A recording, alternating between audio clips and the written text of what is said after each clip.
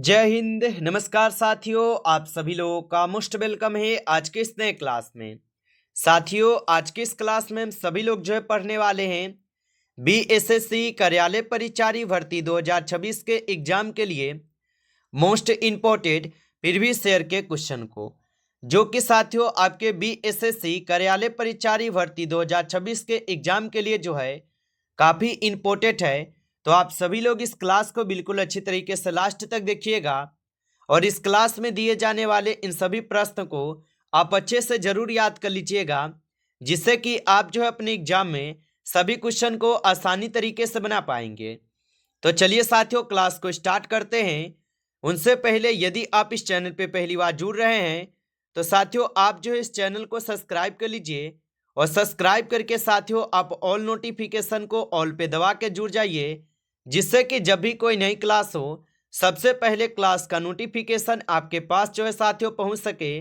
तो आप इस चैनल को सब्सक्राइब कर लीजिए, साथ ही साथ आप जो है इस क्लास को भी साथियों लाइक जरूर कर लीजिएगा। तो चलिए क्लास को स्टार्ट करते हैं और देखिएगा साथियों क्वेश्चन क्या है। साथियों क्वेश्चन है कि गुर्जर प्रतिहार वंश की स्थापना जो है साथियों किसने की थी? बताइए साथियों। तो गुर्जर प्रतिहार वंश की स्थापना किसने की थी? साथियों ये सभी क्वेश्चन हम काफी इंपोर्टेंट और सिलेक्टेड क्वेश्चन को लिए हैं, जो कि आपके पेपर में साथियों 100% ये सभी प्रश्न पूछे जाएंगे और साथियों आप इस बार अपने नाम एक सिलेक्शन को कर पाएंगे। तो साथियों अगर आप सिलेक्शन लेना चाहते हैं तो बिल्कुल जी और जान लगाकर तैयारी करते रहिए और डेली आप क्लास कीजिए। तो आप नए हो तो चैनल को भी सब्सक्राइब करके जुड़ जाइएगा। और बताइए साथियों यहाँ पे कि गुर्जर प्रतिहार वंश की स्थापना साथियों किसने की? तो याद रखेंगे साथियों नागभट्ट प्रथम किए थे। ऑप्शन ए सही जवाब है साथियों, नागभट्ट प्रथम किए थे। चलिए अगला प्रश्न देखेंगे साथियों। यहाँ पे प्रश्न है आपका कि किस तोमर शासक को दिल्ली शहर स्थापित करने का श्रेय दिया जाता है? बताइए साथियों। तो किस तोमर शासक को दिल्ली शहर स्थापित करने का श्रेय दिया जाता है? तो साथियों ये दिए जाते हैं यहाँ पे अन्नपाल को। ऑप्शन यहाँ पे डी सही जवाब है, अन्नपाल को दिया गया। अगला प्रश्न है कि चोल राजाओं ने किस धर्म को संरक्षण प्रदान किया था? बताइए साथियों। तो चोल राजाओं ने किस धर्म को संरक्षण प्रदान किया था? तो याद रखेंगे साथियों ये शैव धर्म को दिए थे। ऑप्शन यहाँ पे बी सही जवाब है, शैव धर्म को। अगला प्रश्न साथियों कि सोमनाथ मंदिर जो है ये किस राज्य में साथियों स्थित है? बताइए साथियों कि सोमनाथ मंदिर किस राज्य में स्थित है?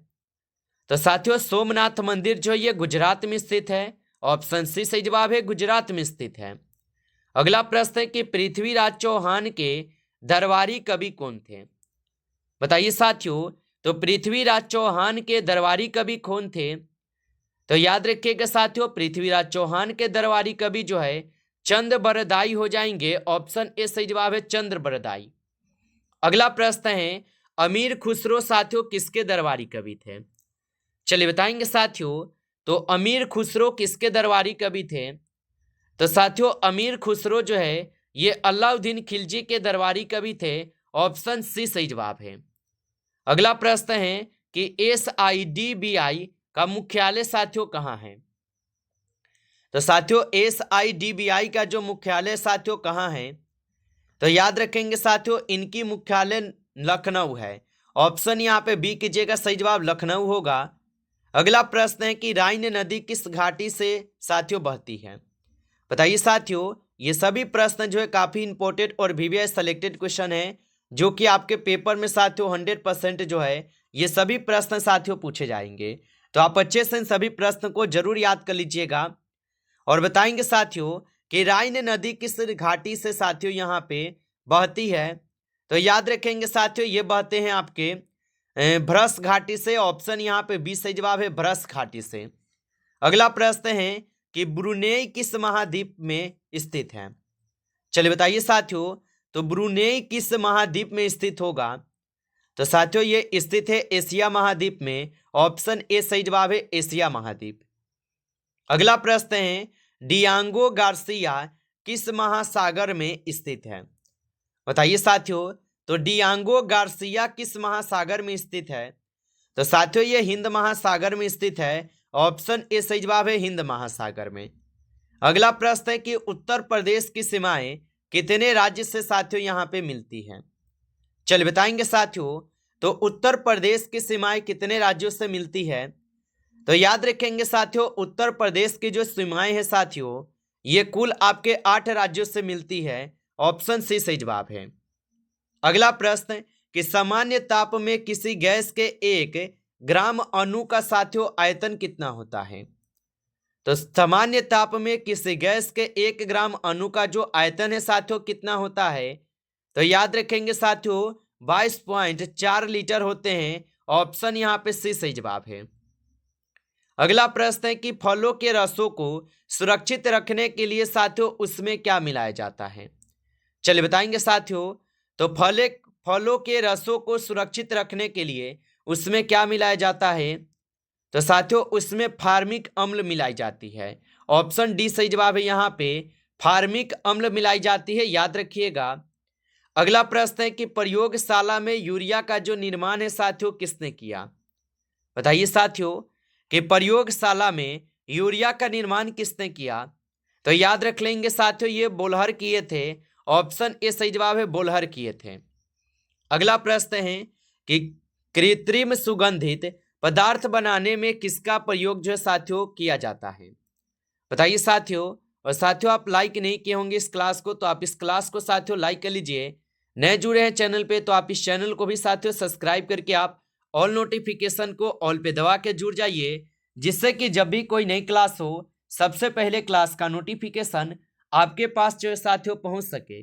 तो आप इस चैनल को सब्सक्राइब कर लीजिएगा।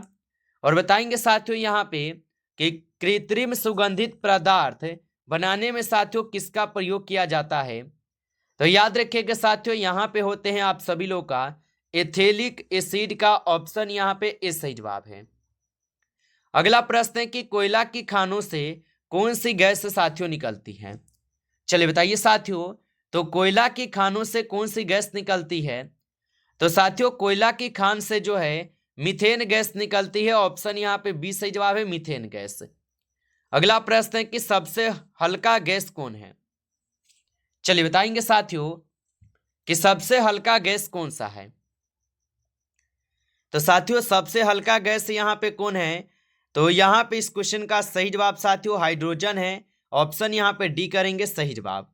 अगला प्रश्न है कि सूर्य के ताप को किसमें साथियों मापा जाता है। बताइए साथियों कि सूर्य के ताप को किसमें मापा जाता है। तो साथियों सूर्य के ताप को साथियों मापते हैं यहाँ पे पायरोमीटर से। ऑप्शन यहाँ पे डी सही जवाब है, पायरोमीटर से। अगला प्रश्न है कि विद्युत चुंबकीय किससे साथियों बनाए जाते हैं। चलिए बताएंगे साथियों कि विद्युत चुंबकीय किससे बनाए जाते हैं। तो साथियों विद्युत चुंबकीय जो है यह साथियों बनाए जाते हैं किससे। तो ये नर्म लोहा से बनाई जाती है। ऑप्शन सी सही जवाब है।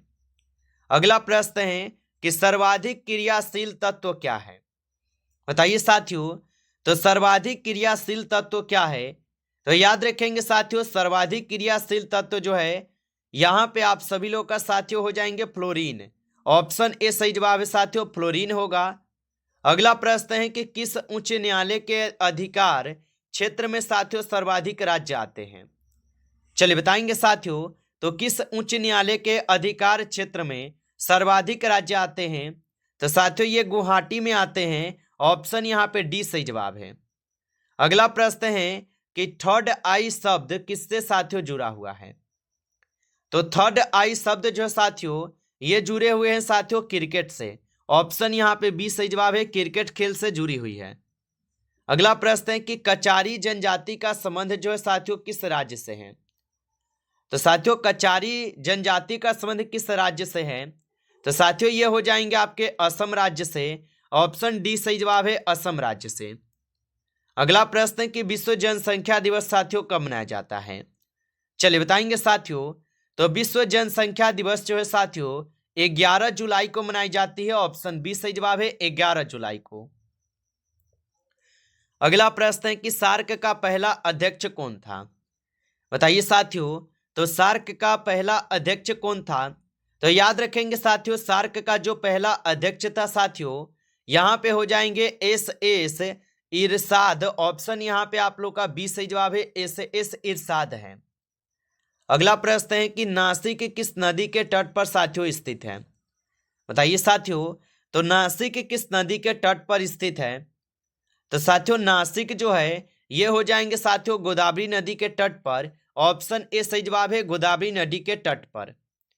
अगला प्रश्न है कि संयुक्त राष्ट्र की नवीनतम सरकारी भाषा क्या है?